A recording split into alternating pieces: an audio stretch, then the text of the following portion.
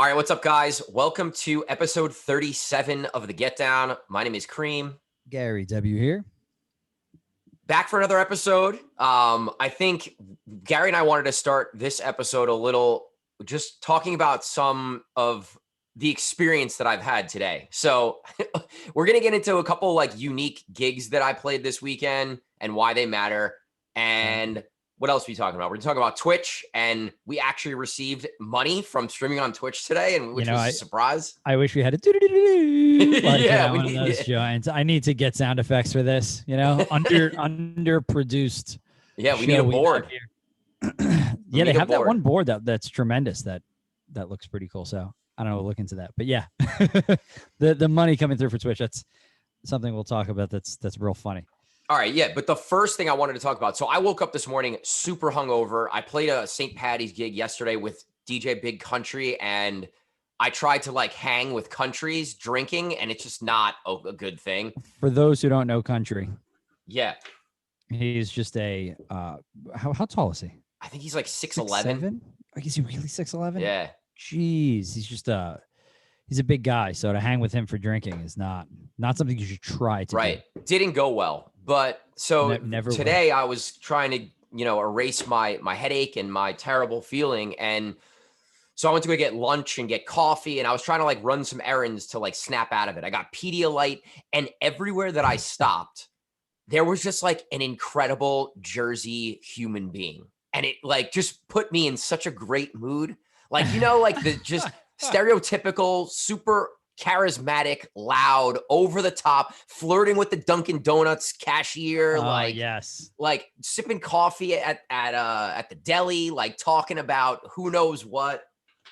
It was just could be retired, could just be like in between doing like running a job or something, whatever those characters do. But the guy, like if you have a local deli in Jersey, like the guy that we're talking about. That guy's always in there sipping his black coffee for an hour or two a day. Slick back hair. He's got his cologne on. His chain's out. Tan, even though it's the winter, because he's probably been in Florida for half the time. So tan. I get these guys at the golf course all the time. I'm just like, wow, you're from Jersey, aren't you? Yeah, or you're from New York. For anybody that's not from this area, like we get a bad rap on some stereotypes sometimes, but like other times they're often like real on point. You know what? I always thought it was a bad rap until I moved here, and now I've removed myself from the situation. And now like I'm coming in contact with people coming down from Jersey and New York. And I'm like, wow, this is like, there are no people like this anywhere else in the world. Yeah. Like, it is very specific to this very little area. The forget about it guys. Yeah. That's what they are. You know what? I pulled something out last week where a guest got out of their car and I said, "How you doing?" And they were like, whoa. It's like, then they called me out on it. It's like, oh, my bad. Yeah. Just super Hudson County, New Jersey. Just really, it just reminds me of my grandmother's side of my family. Just all. Yeah. I really wanted to bring it up because I know you've been out of that for a little while, and like it was just over the top today, and I had to bring it up because it did help me in my process of recovery today. It's a reassuring, seeing those kind of guys they're just reassuring, just how ridiculous they are. Hey, how you doing, buddy? How you doing, boss? Like that's it all day. It just carries over into, but like I was saying earlier before we got on, is that like I'm scrolling through my feed and now I'm starting to notice like the Jersey-ness of people that I have in my like Instagram feed. Like I said, like somebody with like a gun lighter smoking a huge cigar. This was today. I saw this with like a suit on with the vest and like the slick back hair again. Yeah. And I'm like, this doesn't come across like my Florida friends feed. This can't, and I talk to people about it and they're like, wow, like Jersey Shore. I'm like, it's not like that. It's not like, I'm really coming to realize that it is like Jersey Shore. Like we know people that are very much like Jersey Shore. Yeah. Whether we like it or not. And I love when people go, no, it's not like that. It's like that. I hate to break it to you. Yeah. Not everybody's like that, but I mean, it is like that in certain places and with certain people. So funny. So funny. But I'm ready to get back to it and see it a little bit firsthand. Be really Yeah, I'm excited for you to involved. come back, man. We gotta figure out when you're coming up, and we'll do some. Listen, We'll have some fun. Fiore's is number one. You want to talk about like going in the back of the deli and like hanging out with the priest and everything else. When you brought me in the back of Fiore's Deli, so Fiore's is in Hoboken. It's like super famous. It's been all over TV shows, and Gary's uncle owns the place. And Yeah, I, he's on that place for like I 60 walked in the years now. back, and it was like a highlight of my food life. And I was like, wow, I'm eating my sandwich in the back of Fiore's. It's incredible. Cut the it, line. it's amazing because like you get the priest back there, and then you get like the old timer guy that we were just talking about that just comes to hang out, and then you have like the off the boat Italians that like my uncle talks to in Italian only, and it's just like this cast of characters. Like you Yeah. could sit there for hours. It's incredible. Me and my cousin Tom and I do it often just for the entertainment value of it. It's so good. Big shout out to Uncle John, always killing it. Still working. He's like 85, still works every day. Yeah. Makes, If you guys makes live within an hour of Hoboken, you need to go there on a Saturday and just experience it. Get the special roast beef, mozzarella, hot gravy. It's incredible. Yep. Do it. They also have that on Thursday, so if you're in the area for that, Thursday and Saturday's the move. Anyway, so Yeah, that was our so Jersey tangent. yeah, we'll get back to the regularly scheduled show here. But this weekend, we wanted to talk about a couple like just different gigs that I haven't played in a very long time. I had my first wedding on Friday, Right, that's definitely out of character for you a bit. which has been over a year since the last one I've done. And Wow. I mean, I've done previously, there was years where I did 15, 20 weddings in a year. Like Yeah, that's true. I'm comfortable doing them. I just don't like doing them. Yeah. Like Yeah. I'd rather double book a Saturday and make that money in nightlife and show up with my backpack and be cream and wear what I want to wear. And like, Right. so it was, I did it with Danny Deluxe. He's kind of like my partner whenever we do wedding stuff, and he's got this really dope setup. But it was interesting because like I walked into the cocktail hour to make sure that the music was playing and like no one was wearing masks. People were just walking around like there was no COVID happening and there was no rules. And like there was old people there, like grandparents and stuff. And I was just very surprised that people threw all caution to the wind. How many people? I think 160 ended up coming. They invited like 280 or something. I can't believe that halls are allowing these kind of numbers to. Yeah, I mean it's spread out. It's a big place. Are they distancing tables and stuff? Yeah, they were distancing tables, but like, you know, the maitre d' is like, hey, you can't really like invite people to the dance floor, but like you have to be creative in how you do it. But they like let people get up and dance, and we had a dance floor for most of the night. Now it wasn't a packed dance floor. Some of the older people, but it was mostly all like the bride and groom and their friends. Right. You know? Okay. This I've been wondering because I've seen a lot of our private event friends companies that they've been doing things for a while now. And some of the wedding, like one of my best friends got married actually in November, and like they said it was kind of outside and like an outdoor tent. Yeah. Super spread out. So that was one way to that they went about it. But then I see these other private event companies doing them, and I'm like, wow, it looks just kind of normal. Where everybody's dancing and stuff like this. Yeah. You know what? At some point, you just kind of gotta. It is what it is. You know, right? This is like these venues are gonna do what they want to do as far as they can get away with it. You know. You have to, because like we've said over and over and over again, like it's either, you know, take the fine if there is one, or like you got to make your money to pay your bills, right? So, you know, and at some point you got to start to take the next step. What's the next step to, you know, normalcy, right? And I'm happy to hear that that's happening. I'm surprised to hear that there are older people with no masks on, because it surprised me. That was the biggest takeaway, that I was like, wow, there's a lot of older people that aren't being super safe. Now, there were a bunch of people that stayed at their table and wore their mask most of the time, but it was a lot less people than I thought I was going to see. Right. So just personal preference at this point. But yeah, I mean, it was definitely like, man, I haven't done this in a while kind of thing. But, you know, I have my folders built out, and you know, they were people who I've done wedding for their family before. So they were familiar with me. I'm familiar with them. it was a lot of kids from like the town where I grew up. So it was like, Okay. it wasn't just random people and I was there playing a wedding, which would have been probably even harder. What a nice little way to get back into it, Yeah. you know, Like the having groom I some. used to go to like EDC with. So yeah, okay. So you were familiar with the people. So that's great. Yeah. I mean, that's a great way to come off a year off of doing Yeah. it. Just kind of like dipping your toes back in the water, because like being familiar with people that you're playing for, you know, I don't care how long you've been DJing, like that's just it's way easier. It's where the Yeah. pressure is a lot less. You kind of have like, you know, as DJs, we all know like our friends' go-to tracks. Like I know that like if it slows up, like at least this guy will like this song, right? Yeah. There's Yep. always those. So like, Yeah, like Alesso. If I need to go to something like I know this guy loves Alesso, I can play anything Alesso, and him and his friends are going to be out there. right. See, so that's always nice to have. I think one thing that I will say that if you are someone who has done private events in the past and you plan on doing them again, I would just spend a couple hours, maybe just sprucing up your private event folder and just Yeah. cleaning it up, maybe adding a lot more of the newer music that's come out weren't that music wasn't in my private event folder. It was just in my regular folders, and I had to kind of go dig them out of there. So I would say if you do private events and do weddings, I would just go through your folder and just update it, spend a little time there. Yeah. Like what did you add, for example? Like anything that you can think of off the top of your head? Like all the Dua Lipa stuff, right. Like Breaking Me, Topic, Okay. like all the popular How dance about stuff, The Business, stuff like that.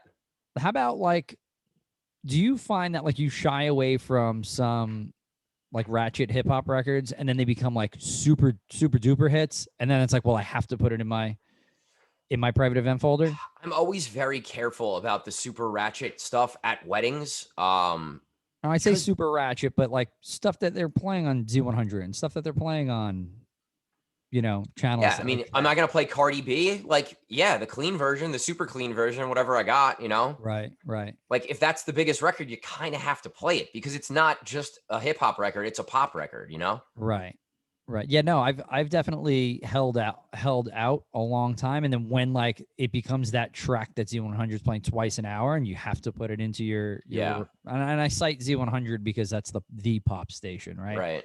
So that's going to be your mainstream stuff, and that's kind of sometimes where I would base some of my private event folders out of, because that's the stuff that's most listened to. Yeah. So that's why I was just wondering if that's how you handle those. Yeah, Um, I'm careful. I am more conservative when it comes to private events. Maybe that's because I don't play as many as I used to, but that I always kind of stay on the side of caution when it comes to music. yeah, Um, because again, like I said, there's a lot of older people in the room. You're not just playing for 20 somethings or 30 somethings. Like right.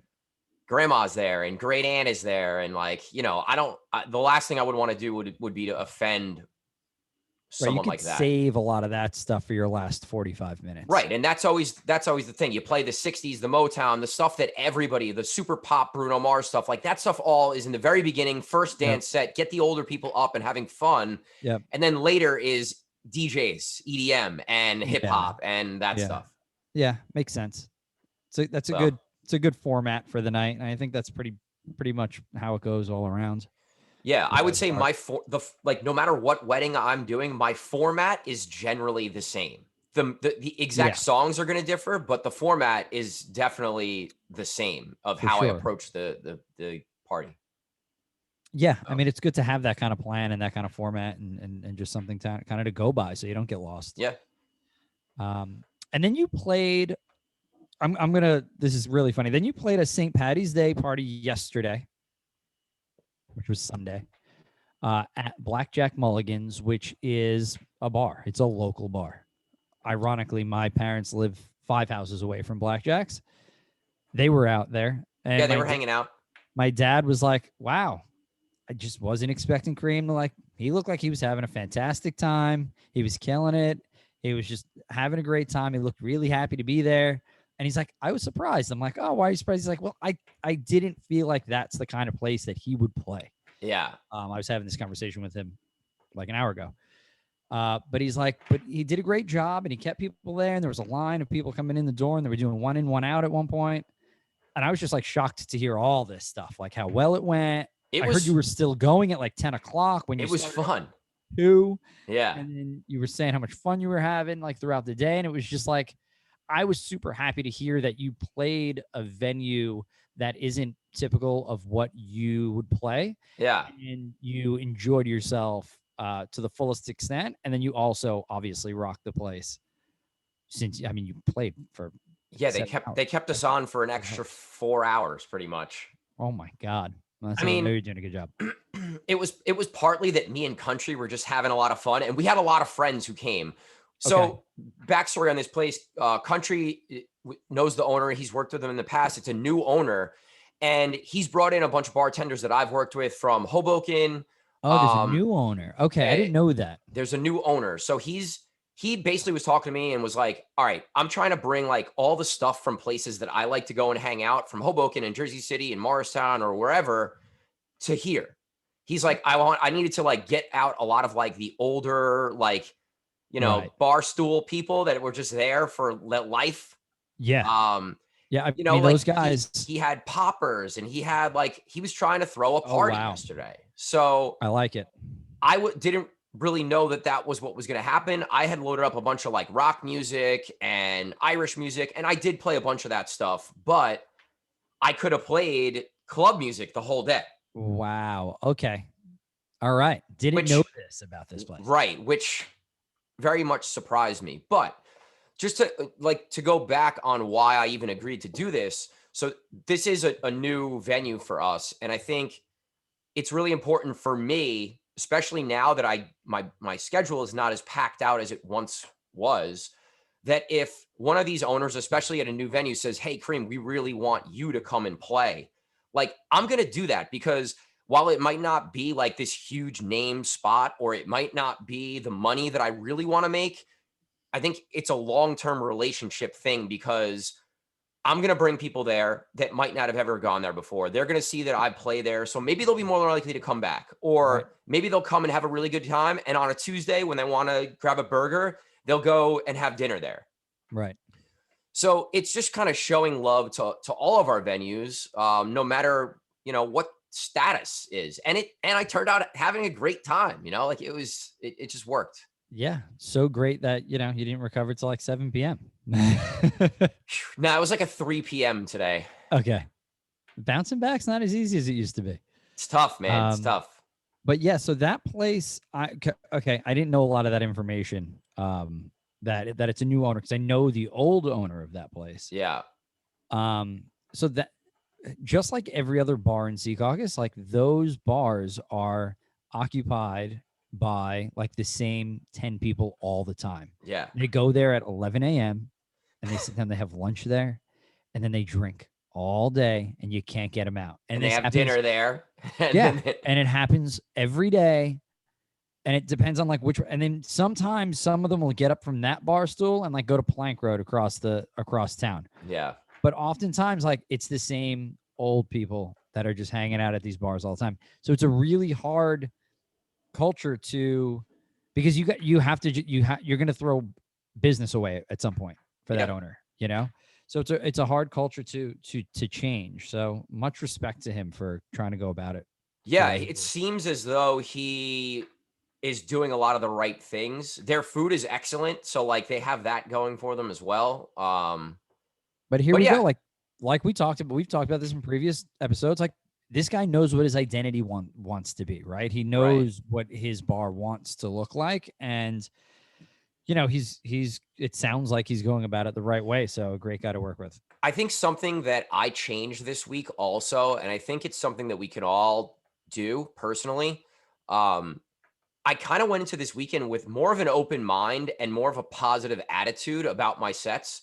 Like, no matter what they were or where I was playing, I said to myself, like, I'm going to go in and rock my sets and like really try to like do the best job I can, not like sit there and just like play the full track and like just get through the night, which I kind of caught myself doing a little bit, because it isn't as fun. So I don't know. I think it was just important for me to really throw down and do a good job. And I had way more fun this weekend having that attitude. So I think it's easy for us to kind of feel sorry for ourselves or just not be as enthusiastic about our sets because we don't have the dance floor. But I think if you go in with the right mind state and you go in and really try to throw down, like you're gonna have a better night. You know what? Not only that, but you got to remember that your patrons have now gotten used to this new way of partying, Yeah. and they know how to have fun with it. So as long as you're having fun with it, it's obviously going to carry over. um and it comes across, like you said, like that just comes across in your set. You're bringing more energy, you're happy to be there. Like I said, my dad could like tell that you were happy to be there and that Yeah. you're having a great time. And when your crowd sees that, it's infectious. Yeah. Man, Good Car stuff. Bomb Kate was out yesterday for a little while. We had the chant Oh, going. I no way. Yeah. Good times. Kate's my sister, guys. So just in case you're tuning in. Now, the only time we do car bombs is in Epcot at the England bar. So I'm We did one shocked. and it was incredible. I haven't had Man, one of those in they are years. so good. I remember a lot of Sundays being hurt after Sona 13, 12, 13-hour marathon set Yeah. for parade day. Man, Man, this is the first year I haven't played Parade Day in like how many years? 8 years? yeah, man, that was this week, right? Uh-huh. I think I saw that Cole did it. Shout to Cole Party. He was over in Yeah, Morristown. Ferrari was at Iron Bar. I gotta see what's going on out there. But Nice. Yeah. All right. man, so the other you shot me a message today like, man, made some money on Twitch today. And I was like, no way. I forgot about this. Yeah. So first of all, I thought it was like a bill from Twitch. I'm like, what the hell is this 100? Whatever it was, whatever the number was. I'm like, what is this? Like, we're getting charged from Twitch. Then I went into the account. I'm like, oh, they paid us. I would be completely honest here. I was like, I didn't even know. Like, I knew you could make money on streaming. I didn't realize that it like directly comes from Twitch. Like, I thought maybe like there was like some kind of sponsorship stuff that you can get, and like, wearing stuff and like shouting people out and stuff like that. I didn't realize like Twitch is like cutting you a check. Like, yeah. I mean, these guys that they're doing big numbers are probably making some pretty good money. Man. Like if you got 500 people watching you every time you play and like you're racking up subscriptions, like you're probably making decent money every month. Yeah, that's true. That's true. Like I said, like I knew that you can make money. I didn't realize that. I guess I didn't realize the ways it was done, like the avenues that you need to take in order to. Yeah, I mean, there's definitely some people that have been crushing the Twitch thing, and like I was actually talking to Kova the other day, and I know his show has been doing really, really well on Twitch, to a point where he's like, I think he was telling me that Armin van Buren had like a State of Trance thing, and at one point their channel had more viewers than Armin. I was like, that's fucking awesome, man. Get out of here! Wow. Yeah. Okay. So. Wow. Yeah, man, the Twitch thing is cool. We've been doing our Wednesday show. I think the Twitch thing is just like anything else, man. Like if you're putting in that time and effort every day, you can make like some money, and you can like make some moves and grow a fan base and stuff there. Yeah. My question is really around, well, when things are 100% open, what's going to happen, kind of thing. I know that like this is something that we've gone back and forth with a lot. I've lost interest in Twitch since I started working again. As far as like on a Wednesday, setting up all my DJ equipment to play for an hour for 15 or 20 people. Like, yeah, it just doesn't really excite me. And I know that's kind of a negative attitude. And if we did it more, I'm sure we'd have more followers, but. Right. Like some of these people are on every single day, like a job, because it is. Yeah. And just like everything else, like, just like in the GDU bites that you put out today, like consistency is king. You gotta stay consistent, and if you're not consistent, like it's just gonna fall by the wayside. Like anything else in the music industry or in the DJ industry, if you slack a little bit, even for a week, right? Even with like this podcast, like if you just slack a little bit, like you can lose followers, you can lose listenership, you can just kind of slip between the cracks, and it's it's one of the hardest things to do across all boards is staying consistent with everything that you're doing. It's so difficult, but like if that's your lane right now, if Twitch is your lane, like you got to go heavy in it, right? You got to stay heavy. If you're all in, you got to stay all in. Because realistically, a lot of those people that, you know, are heavy in Twitch, you know, maybe they're not booking a ton of gigs and maybe they're going to make more money that way. And that's great. More power to them. Keep at it. You know, right. Maybe that's what they're really comfortable doing and they don't really want to get into, you know. Right. Or they're older and they don't want to be out till whatever. 3 a.m. and they'll do their 8 to 10 p.m. set and be happy. Fantastic for those people too. Or Yeah. if you have, you know, you have a job that you got to wake up super early on a Saturday, you know, it's like, it's just whatever all these variables are, just, it is something that you can make work for you. Yeah. Right. Depending on what your schedule is or what your lifestyle is. I feel like there's been a big battle between like the Twitch DJs versus the club DJs. And yeah, I don't know, like, yeah, I'm going to always side. I'm going to be on the side of the club DJs where it's like, well, if I don't know, that to me, that's if you're a working DJ, like that's where you got to be. No, like, yeah, I almost, not that this is going to make any sense really, but I almost put that to like, you know, CDJs versus turntables kind of a thing. Yeah. It's like, well, whatever you're comfortable with, like if you need to make it work for you, like whatever you're better on, whatever you're, you know, you feel more comfortable on and you just sound better on, like that's same thing for Twitch, you know, Twitch and live. Like maybe you can't do a 4-hour set, 5-hour set in a club and know how to, you know, navigate the ebbs and flows of a night, but you can jump on Twitch and play whatever the hell you want and like interact with people and have a great time and have like a really cool looking show and interactive and like some of this the scenes and stuff that people have are like look awesome. Oh, it's great. It's great.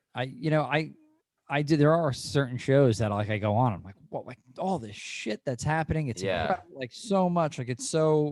I'm really interested to see that. Like a lot of the Twitch, like when Kova has people on his show, I don't know any of these people that are crushing it on Twitch. Really. Okay.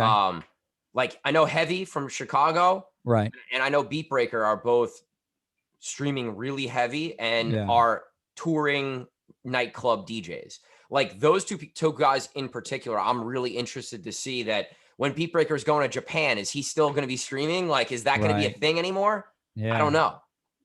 Heavy's. I'd love to ask him that actually. Heavy's whole situation on Twitch is fantastic. You and I like popped in on a Friday one night. I'm like, this isn't good. Look at that. This is insane. What the hell's going on here? A phenomenal time. Like sat there for like 2 hours and watched him. And he's sound effects constantly on the mic, and it's just a lot of fun. Yeah, a lot of fun. He was cracking me up. Yeah. So yeah, big shout to him because the visual entertainment was so good there. Yeah. I think you're right in saying that like whatever works for you, but I think in the long run, like club DJs are going to hate on the Twitch guys if they're not in the clubs. No?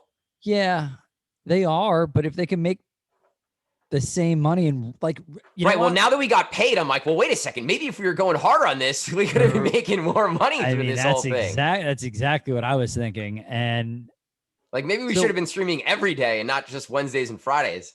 I'm going to set up on the Twitch side right now. All right. And then, I'm going to let you be on the club side.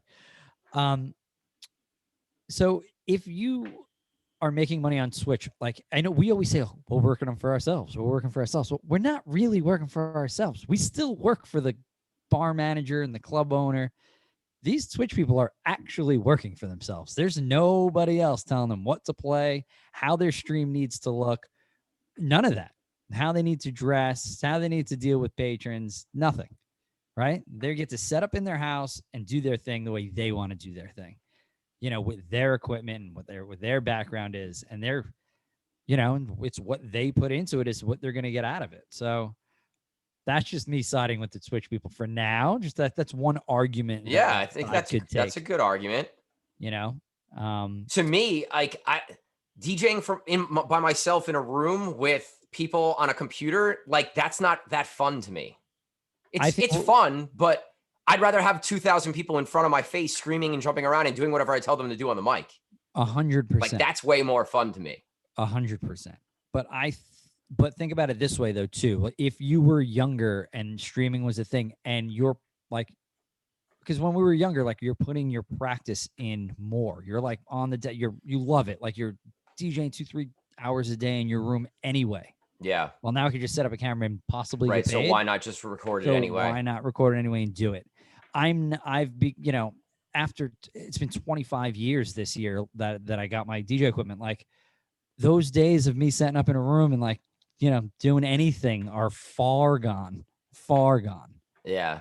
You know, I was doing that at 13, like it's not happening. I was doing that at 12 years old. It's just not happening anymore. I was heavy in that for 10 years, probably from 12 to 22.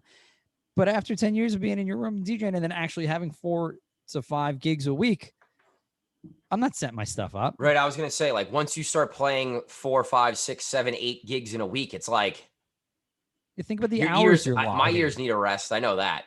I know that like when on those weekends that we log anywhere between 20 and 26 hours in the booth, it's like, well, I'm done. Like, Yeah. that's plenty of practice for me because there's plenty of warm up parts of my set that I can kind of mess around, you know?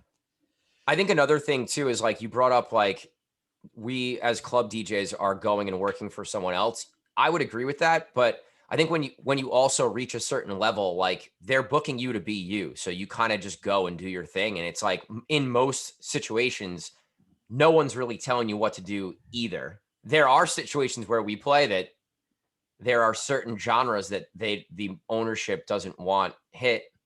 Right.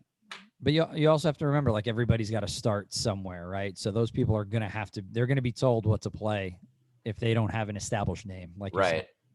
So maybe that avenue is more comfortable for them.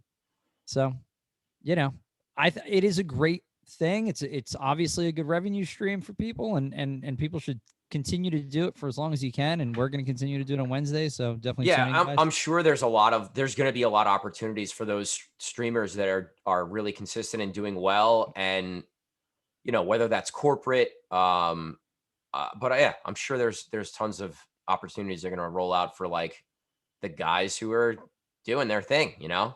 There and mark my words, there's going to be plenty of nightlife spots there in the future that don't be shocked if you see them streaming a Twitch stream.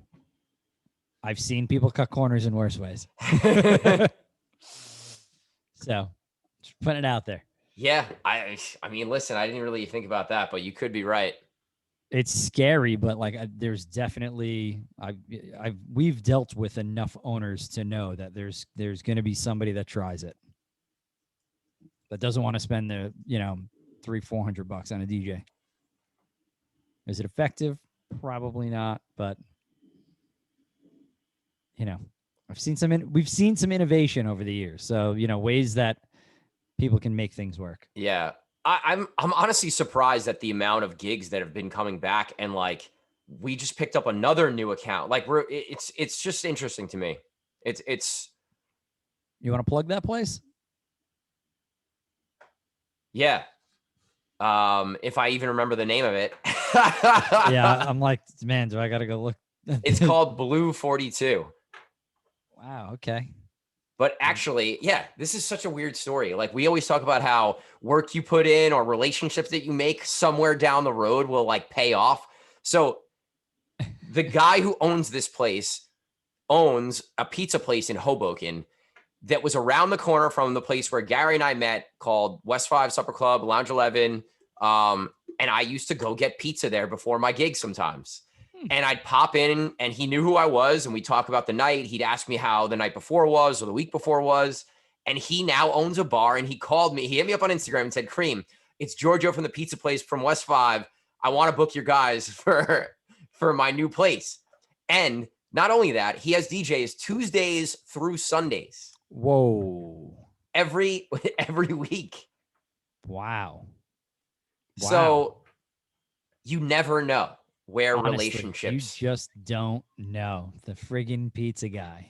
Crazy. The guy on the pizza place. Yeah, that was my guy in there. I'd go and just bullshit with him, eat a couple slices. We talk about like whatever. He would come into West 5 and hang out all the time too. We definitely got him liquored up in there. Yeah, I'm sure. Wow.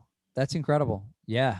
I mean, that's why, like, you got to know, in in any circumstance, like, don't burn a bridge. Don't, go into places acting like an asshole. Yeah. Don't treat people like an asshole. You just don't know who you're talking to. And this was like, what, 8 years ago, Yeah. probably? That's crazy. Yeah. Well, that's awesome. I'm looking forward to it. I'm looking forward to checking the place out, and seeing what that's like when I come up. So Yeah. And you know what his first question to me was? Well, can we get you? I'm like, yeah, man, I'll come play a night for you, depending on what day it is. All right. And like you saw yesterday, maybe you go in there, you're gonna have an amazing time. Yeah, you never know. You never know. You just don't know. But all right, so I think this is a good place to wrap this episode. What do you think? Yeah, definitely. I think we've talked about Jersey a bunch. Plugged our spots. Yeah. Man. All right, well, thank you guys for checking out this episode of The Get Down. My name is Cream. Gary W. We'll catch you guys next week. We actually we got a guest next week. Let's talk about that real quick. Yes. So we have Anthony Ligotti from Digital Music Pool. That's where you can find all my edits. Angel the Kids edits are all exclusive on there now. And we are going to partner with them on some stuff. So we'll talk about that next week, and you guys will be hearing some more about that. But Ligotti next week, DMP. Looking forward to it. Yeah, we're looking forward to it. So. All right, guys. Thank you. All right, guys. Peace out. Peace.